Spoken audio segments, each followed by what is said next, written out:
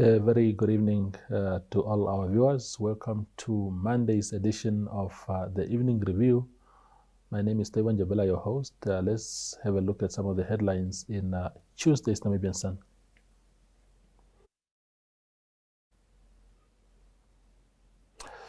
SWAPO divided on Grootfontein squabbles. That squabble has been going on for so long, and it's regarding the position of the CEO at the municipality, and now the issue has divided the party councillors themselves. Some are in support of the CEO, Mr. Simvula, while others think he should go. Also, in terms of employment, 17,000 job seekers are currently on the government job database. That is the Ministry of Labor's database, where people can log their details there in search for employment. So currently there are 17,000 job seekers on that database according to official records. Only 1,400 people from that database have been employed in the past year.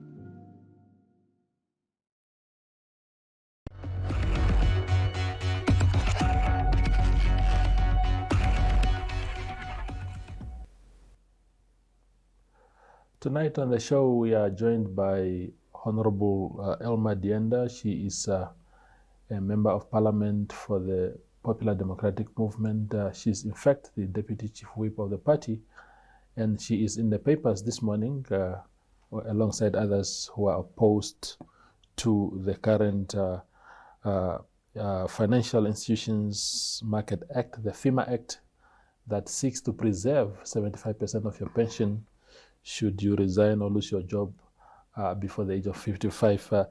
Thank you very much, Honorable, for being here. Thank you very much for the invitation. Much appreciated. Wonderful. So, I mean, in the Namibian today, you and Jessica Wandenge are cited there, are quoted there saying that you are opposed to this new amendments. Maybe just to start with, because there's also this whole thing that MPs feeling that they were not briefed properly when this debate was in Parliament. What do you recall of this act in Parliament during I think it was last year or so when it was in Parliament? What was happening, it was in Parliament, then it was recalled again, and then it was brought back. Yeah. One thing that we must know that in the Act itself, it refers to regulations. Yeah. So the regulations are not stipulated in the Act. Mm-hmm. So meaning that the Minister of Finance, together with NAMFISA, must come up with regulations. Mm-hmm. And I think that is one thing that the parliamentarians must look upon. Mm-hmm. When any bill comes to Parliament to be passed, to become an Act, it has to be accompanied by the regulations. Mm-hmm. Because it does not make sense for us to debate a bill in Parliament and there's no regulations, and the bill referred to regulations. Yeah. Because at that stage, we did not have the content of what the regulations will be all about. Mm-hmm. Today, I heard it is about 400 pages. My goodness. Yeah. So if it is 400 pages, and who must read it? It's us parliamentarians. Yeah. So it was really a surprise to notice that they want to implement the regulations without due consultations. Mm-hmm. First of all, before I am a member of Parliament, I'm also a member of JPF because my pension is with JPF. Mm. I cannot remember whether I was consulted as a member, as a client, despite the fact that I'm a member of Parliament. So if they are saying they have consulted, whom did they consult? Because the clients were not consulted from whom I am one of them. Yeah. So in the absence of the regulations, no matter what the regulations are saying, the Act cannot be implemented if the regulations are not approved by the Minister. So we have asked the Minister, before he approves those regulations, he must bring it to Parliament so that we can debate and approve it in Parliament. The normal procedures is not for the regulations to be approved by Parliament. And this is where we need an amendment to do. And because it's a loophole in the system, and we have realized it with so many other laws that when the regulations are eventually approved, the regulations does not speak to the act.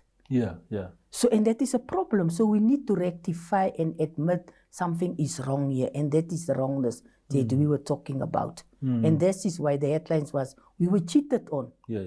Because you bring a bill to us and you want us to approve, and you said the regulations will follow. But you never consult us on the regulations. Not even a standing committee was consulted on the regulations. What are the avenues now? Because I followed Minister Ipumushimi speaking about a week ago, and he was sort of adamant that it's all done with good intentions and stuff like that, as if is to say we are at a point of no return now. So in terms of the powers vested with you as MPs, since you can't discuss regulations but rather laws, what recourse is left for you to sort of still push for this thing? You know, I'm advising the people out there, even if the law says regulations don't need to come to Parliament, it will be best for the workers, the ones who are being affected, to send a petition to Parliament, to brought in a petition to Parliament. So if a petition comes to Parliament, it means that Parliament have to give attention to that petition. So then a standing committee will eventually go into this regulations, have public hearings with the people, and then come back and report to the Speaker by saying that, sorry, before this act can be implemented or approved by the Minister, this is the outcome. Or we are asking for this to be withheld until such a time that a report will be tabled in Parliament. This is what I'm advising people to do. It will be in the best interest of all of us if the people can just, the trade unions, everybody can just bring in a petition to stop this regulations to be implemented. But it cannot be implemented if it is not approved. Yeah, indeed. What specifically are you against, Honorable Dienda, in terms of the content of these regulations? Which specific provisions are you not happy with as an MP and as a beneficiary, as a matter of fact, of this pension?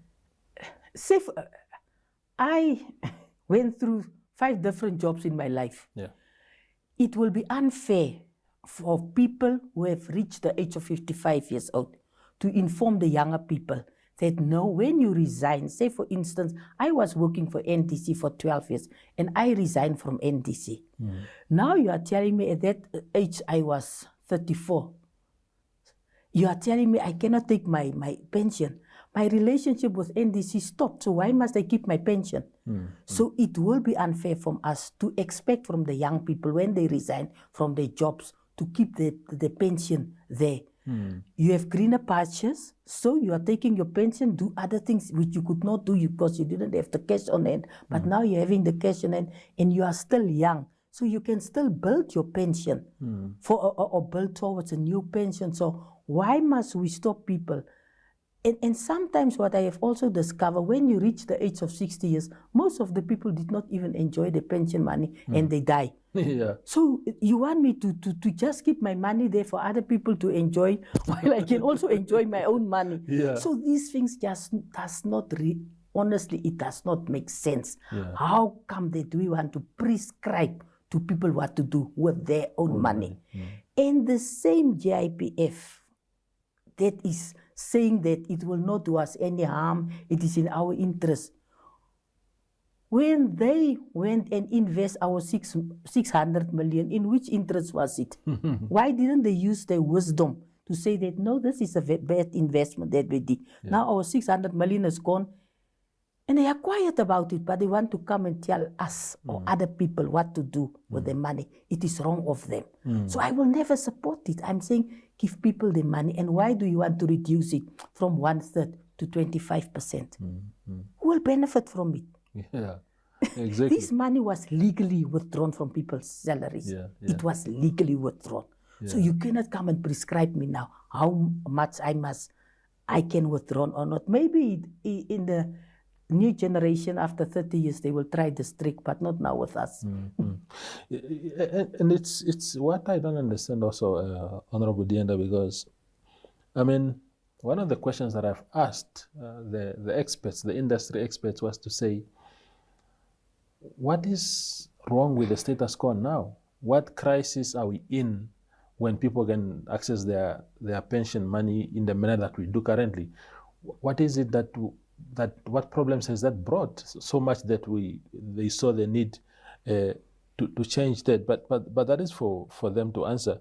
For you, you spoke about GIPF, and the CEO of GIPF was quoted in the papers recently saying, you, the politicians, are particularly the ones that have proven time and again that you can't afford a car. that your life basically just falls apart because somehow your money is squandered. And I understand the difficulty, because you are elected officials. If we do not vote you again, you still have a life to live, but you're told no, Elma, because you are 53, for argument's sake, or you are only 50 years old, you still have to wait for 5 more years for you to be able to access your pension. And that seems to be very, very difficult. Share with us your experience. You were in Parliament, I think, some years ago. 2005 to 2010. Exactly. And then between 2010 and 2014, roundabout, for 5 years, you were out of Parliament. Of course, I suppose you had other means to live. But share with us the experience of having been out of the job, at least from the political side, and how that would have affected you if these provisions were already in place by that time. Yes, for me by that time, it was a choice whether I want to take my pension or not. Yep. And I prefer my pension to stay there. I only took the 1/3, and the rest of the pension, I said out of my own flavor, I don't need this money. If I take it now, I will just squander it. So let it remain in GIPF. But I had the option because I'm a qualified teacher, so I could have go back to teaching. But the moment when I left Parliament, I started immediately in a new job. Because when I was not re-elected in November, I already looked for another job. So, I mean, if a member of Parliament, if you are 50 years old and you are out of the system of politics, why don't you go for another job? Why must I sit idling because I don't want to take up another job? I'm just a politician and so on. No, that is childish. For me, it was like, no, I have a family to feed, so why must I be without a job just because I'm not in Parliament? Parliament is not my mother's kitchen, or cooker shop, so I cannot claim inheritance of it. I must be there. No. So I just started working, and I was happy until I came back to Parliament, and I just continue building up my pension where I left it. So other people are saying, no, I don't have other options. I cannot go, I don't have a job. So they took all the whole pension. So still it was their choice. So people must always have a choice. It is about a choice that I'm having. It must not be something that I don't have a choice. It is either you take it or leave it. No. I will never support it. Never. So if the JPF people are saying, but she herself, she was younger than 55 years old because I was only 39 years old when I went into Parliament. So I was very young when I went out. But for me, it was about a choice that I took to say that I don't need the money now. So why must I withdraw my money if I don't have any reason to do what? And that choice is important because when you take away, I mean, one of the pillars of democracy itself is the freedom to make choices. But it sounds very draconian when somebody says, yes, it's your money, it's you who was waking up in the morning every day, but now we are dictating how much you can access. Come out to protect us. To protect us. We go for a quick break and return with Honorable Dienda. Adam Tas is coming to Windhoek to help build a brighter future for education. Join us at the Sounds of Caring concert at Windhoek High School Vegkop on 20 and 21 May, where he will be performing with Von Arends and Rian Smith. Tickets cost 200 Namibian dollars and are available via eticket.my.na. All proceeds go towards the African Child Development Trust.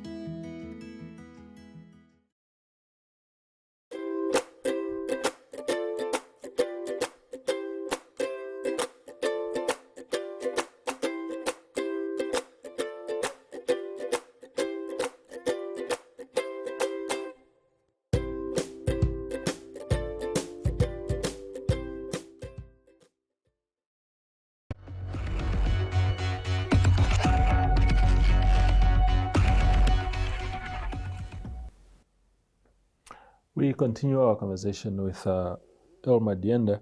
Now, Honorable, there's so much speculation also now because, again, like I said, there don't seem to be any crisis right now. So people are wondering what could be the motive then if there's no crisis really to say, look, our country has gone down because people are just grabbing their pension quickly. There's nothing to suggest that there's a crisis for that. So people have started speculating to say maybe government doesn't have money and they want to preserve our money to run their affairs with our money and then only be able to give it to us later. In your reading of the situation, what could be the reason? I never trust Namfisa from the beginning. I don't have any trust in Namfisa. I just saw them as these khumshas who just trying to make our money out of them. Just go to Namfisa with any problem about any insurance company. Yeah. They will never even assist you. Yeah. So I'm always asking myself, what is it that Namfisa is trying to do? Because they are not protecting customers. They are not there for the customers. So I agree with the people. There is something that is hidden from us. Yeah. And that thing, they must come out clear. What is it that they hide from us that they don't want to reveal? Because Namfisa never do things in the interest of anybody. And this is the question that was asked to the minister. Since you are saying that this is in good faith, you as a minister, you change job 3 times and every time you take your pension out of it. So how do somebody who took your pension come and tell other people it is for your best interest? Yeah. So how do you determine what is good and best for me? How do they reach that to say that it is in your best interest? Let me decide what is in my best interest. Yeah. So Namfisa must start looking out for their client's interest. And this is something that they don't do. Yeah. I can guarantee you now, go to Namfisa with any problem. Namfisa will not be able to assist you because you're a customer. So somewhere Namfisa is benefiting from crooking our money out of us. Yeah. And I just don't trust them. So I am saying, let's delay this process. Let it not go forward. Let the parliament, as the oversight people, let us do our work, have public hearings because we have that mandate according to the constitution. Let's exercise our mandate and come and give feedback to the nation and telling them, this is how the nation is saying. Let us speak for ourselves so that people cannot be told that, but we consult the organizations. Yeah. But the organizations did not consult the members. Yes. So let Parliament do consultation with all stakeholders, because this is what we are normally doing.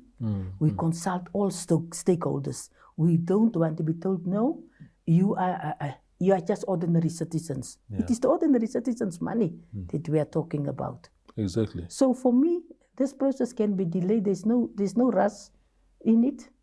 Nobody will die from it. Yeah. Otherwise, we will boycott. We are ready for it. Yeah. No, definitely. My thoughts are particularly with young people who, because you see the contradiction within the leadership, the leaders of our government is also that one minute they tell you, look, we don't. In fact, the president the other time say that government is not God.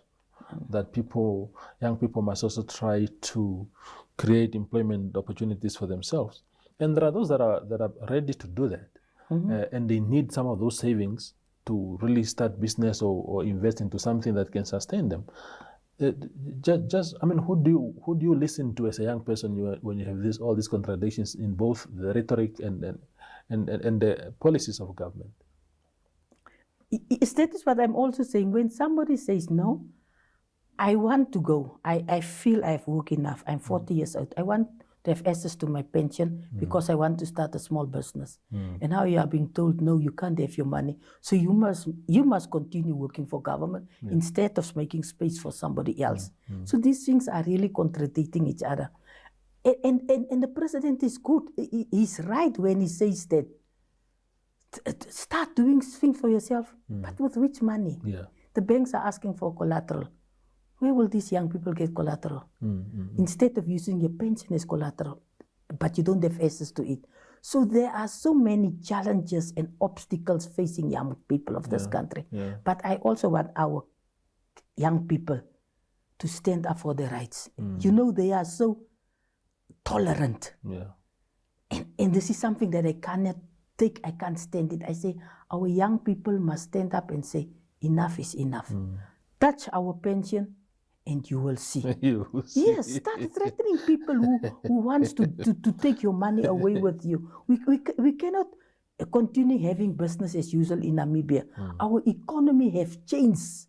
So the status quo of the country is not what it was 32 years ago. So they must take into consideration that as much as money are disappearing, this money of that they want to keep for themselves can also disappear. And they will just say there's no trace of this money. Indeed. The opposition, there's so many laws, Honorable Dienda, that have gone through Parliament, and people like yourself have often objected to some of the provisions, but I suppose because, except for the past 3 years now after the 2020 elections, the opposition prior to that was really in overwhelming minority. So much that even if you had a good point, a sensible point, it was very hard for you to get that breakthrough and convince the House to go with your view. Is that part of the challenge still, that of course SWAPO remains in the majority, even if it's not as two-thirds majority, that somehow laws and provisions like that just get to go through on the basis of that, irrespective of whether they are good or not? It is still the case. And this is why I'm blaming the Namibian citizens. Too much power is not good enough for one party. And this is what they have given to SWAPO all these years. So all these wrongs that are coming, regulations not submitted to Parliament for approval, it is because of the two-thirds majority that we had. And still the majority that we have for party, with SWAPO, they are just saying, can we vote? But you are saying, but this bill is not good for the nation. Can we vote? And they will just outvote you. And then people are saying, the opposition are sleeping. We are not sleeping. We came with very good arguments. But if we go into voting, they will outvote us and the law will pass through, which we're not supposed to pass through. This is how they operate. It just recently, just take the budget that was just passed. We were not happy with that with that appropriation bill, because we were saying, how can you give the Ministry of Youth and Sport, who are dealing with youth, that little money? You only increase it with the 50 million, which is going to the Independence Stadium. But the status quo remained the same. The same with education, the same with agriculture, the same with even the National Assembly. So we are saying we are passing things knowingly that we cannot achieve our goals. But again, the SWAPO majority will just say, can we vote? And so our people must stop voting with emotions. They must vote and say that we want to change our country. We want, at least for Parliament, for the members of Parliament to be equal there. There must always be a tight knock when we go to voting. And that's what people can know. It's no more business as usual. Even if they are right, the opposition will block them and say, we will not vote into this thing, so that we can have an equal representation in Parliament. This is what our people must do. Indeed.